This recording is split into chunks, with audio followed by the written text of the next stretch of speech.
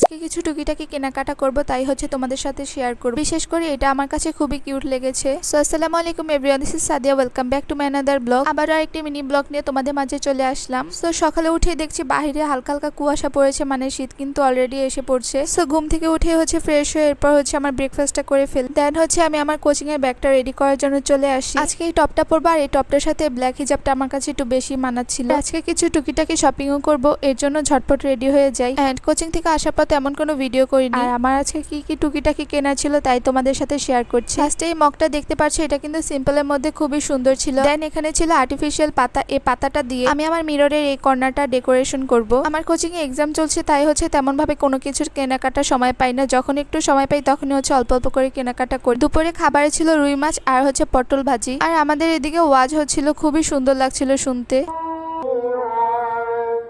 So আজকের ব্লগটা এই পর্যন্তই রাখছি। আল্লাহ হাফেজ।